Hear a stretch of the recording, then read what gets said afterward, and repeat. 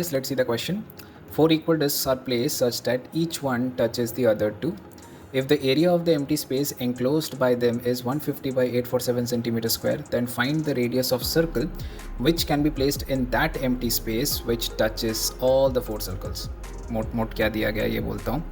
आपके पास चार डिस्क है, एक डिस्क क्या कर रहा है, दो अदर डिस्क को टच कर रहा है. तो अगर मैं उस कॉन्फ़िगरेशन में देखूँ तो मेरा ऐसा करके डायग्राम बन रहा है. अब क्या बोला गया है, ये जो डिस्क्स है इनके बीच में एक स्पेस है जिसका एरिया कितना है 150 बाई 847 सेंटीमीटर स्क्वायर. ठीक, तो मैं इससे क्या कर सकता हूँ, इससे मैं ये कर सकता हूँ कि मैं यहाँ पर क्या कर सकता हूँ, सेंटर ऑफ दिस ये जो डिस्क्स हैं इसको मैं मिलाऊंगा तो मेरे को क्या मिलेगा, एक स्क्वायर मिलेगा. इस पर्टिकुलर स्क्वायर के एरिया से अगर मैं इन सेक्टर से, जो चार सेक्टर्स बन रहे हैं मेरे, इनके एरिया को अगर मैं माइनस कर देता हूँ तो मेरे को ये area of the shaded region मिल जाएगा.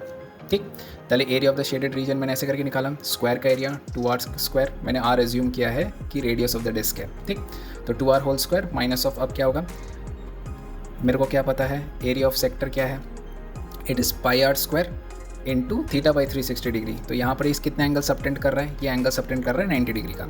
पहले इसलिए पाई r square into 90 into 360, 90 divided by 360 degree. और कितने हैं मेरे पास सेक्टर्स हैं, चार सेक्टर्स है तो मल्टीप्लाई बाई 4. ठीक, तो यहाँ पर मैंने डाला 4r square minus pi r square. उसके बाद मेरे को area of the shaded reason दिया ही गया 150 बाई 847.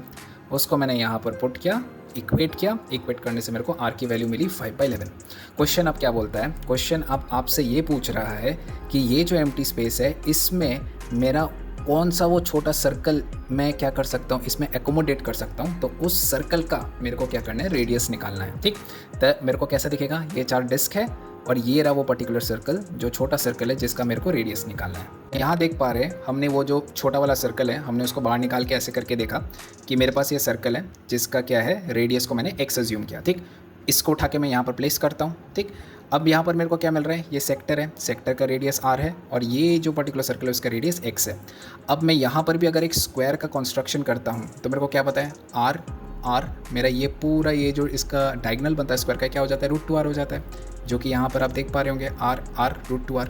अब अगर मैं इस पूरे √2r से अगर मैं r को सब्ट्रैक्ट करता हूँ तो मेरे को क्या मिल जाएगा, x मिल जाएगा. That is the radius of the smaller circle जो कि हमको निकालना है. तो x इक्वल्स टू क्या हो जाएगा, √2r से मैंने r को घटा दिया तो जिससे कि मेरे को क्या मिल गया, मेरे को x की वैल्यू मिल जाएगी. जो r की वैल्यू हमने आगे निकाल के लाए हैं 5/11, उसको पुट कर देंगे into √2 - 1. That becomes your radius of the smaller circle. Okay, thank you.